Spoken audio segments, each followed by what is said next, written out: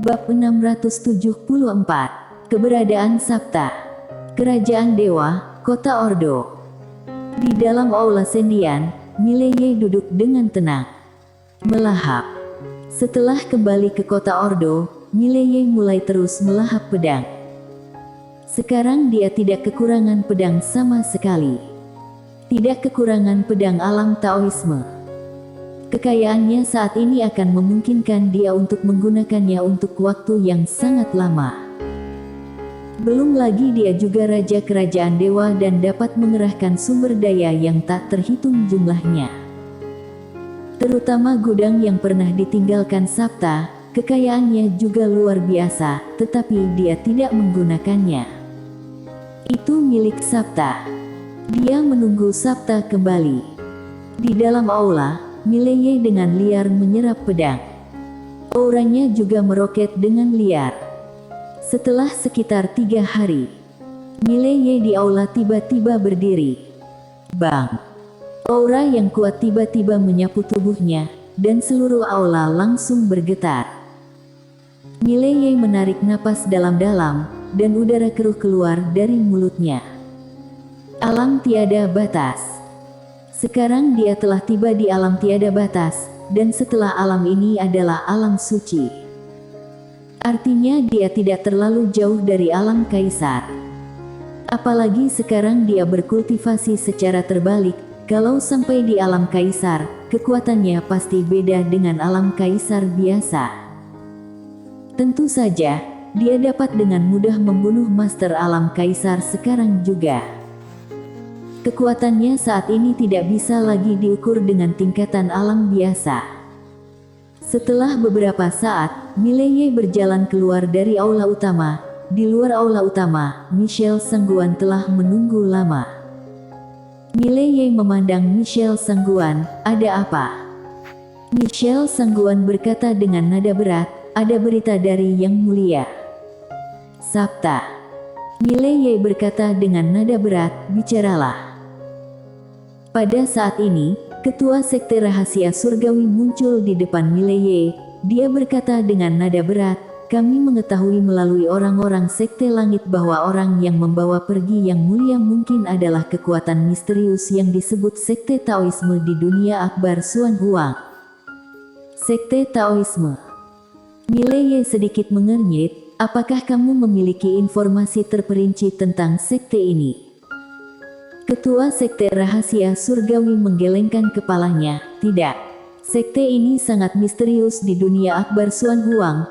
Hanya tahu bahwa orang-orang dari sekte ini sangat misterius dan hampir tidak berpartisipasi dalam pertempuran sekuler dunia akbar Xuan Huang, tetapi tidak ada yang berani meragukan kekuatan mereka. Di dunia akbar Xuan Huang ada peringkat seniman bela diri Xuan Huang. Juara pertama dan kedua dalam daftar ini adalah orang-orang sekte Taoisme." Berbicara tentang ini, dia berhenti sejenak, lalu berkata, "Sekte Taoisme, meskipun bukan kekuatan nomor 1 di dunia akbar Xuan Huang, tetapi ada slogan seperti ini di sana, meskipun bukan yang nomor 1, yang nomor 1 tidak berani memprovokasi mereka." Sekte Taoisme. Mileye berkata dengan nada berat, "Apakah ada berita dan informasi khusus tentang mereka?"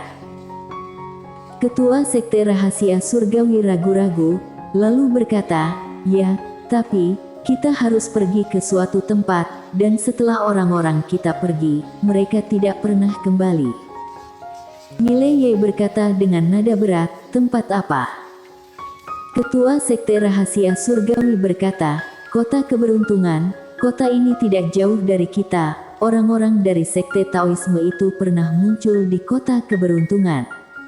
Kota keberuntungan ini mungkin wilayah mereka, karena jangankan masuk, orang-orang kita yang mendekati tempat itu akan menghilang." Kota keberuntungan. Setelah hening sejenak, Mileye berkata, "Aku akan pergi." Ketua sekte rahasia surgawi memandang Mileye, dia ragu-ragu, lalu berkata, "Aku tidak merekomendasikan guru kerajaan dewa untuk mengambil risiko. Jika kamu juga mengalami kecelakaan, kerajaan dewa kita akan berantakan." Sekarang kerajaan dewa tidak memiliki Sabta. Jika Mileye juga mengalami kecelakaan, itu pasti akan menjadi bencana bagi kerajaan dewa. Yang paling dibutuhkan kerajaan dewa sekarang adalah seseorang seperti Mileye yang bisa menahan bencana. Jangan lihat keharmonisan di kerajaan dewa, jika tidak ada yang bisa mengendalikannya, akan segera terjadi kekacauan internal di kerajaan dewa. Pikiran manusia adalah hal yang paling rumit. Mileye tersenyum kecil, tidak apa-apa, jika aku ingin pergi, mereka seharusnya tidak bisa menahanku. Dia tidak menyombongkan diri, dia memiliki pedang tanpa batas, dia percaya bahwa selama dia ingin kabur, orang normal pasti tidak akan bisa menangkapnya. Itu tidak normal, kecuali pihak lain memiliki master tingkat Raja Iblis. Ada lagi yang ingin dikatakan ketua sekte rahasia surgawi. Mileye tiba-tiba berkata, tidak apa-apa, aku akan pergi ke sana sendiri. Setelah dia selesai berbicara, dia menatap Michelle Sangguan, urusan kerajaan dewa akan diserahkan kepadamu untuk saat ini. Michelle Sangguan berkata dengan nada berat, lebih baik tidak mengambil risiko. Mileye tersenyum, kalau aku tidak bisa mengalahkan mereka, aku akan kabur. Michelle Sangguan. Mileye memandang ketua sekte rahasia surgawi, di mana kota keberuntungan.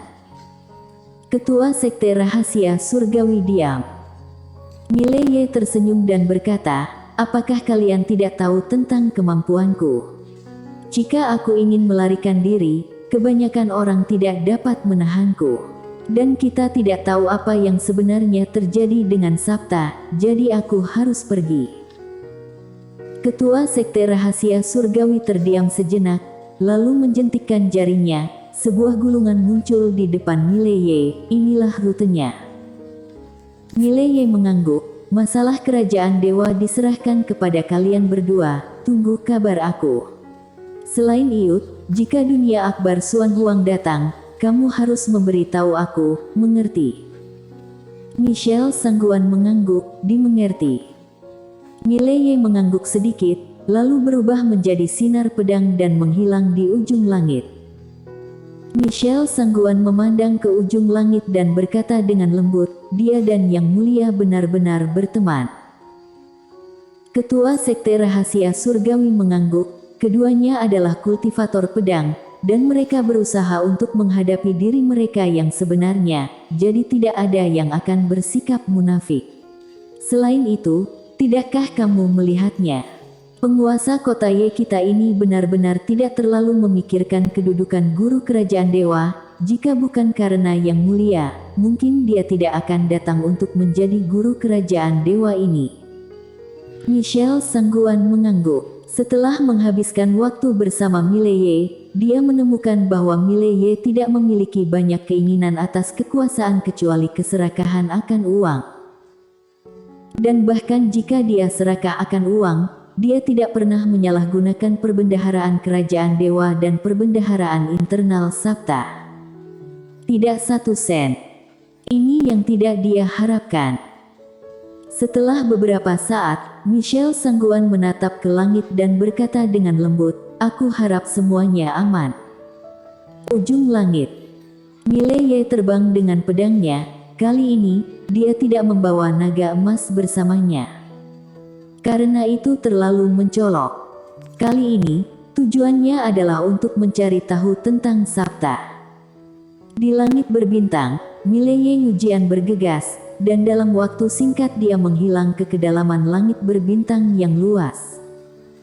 Setelah sekitar 2 jam, Mileye akhirnya sampai di kota keberuntungan.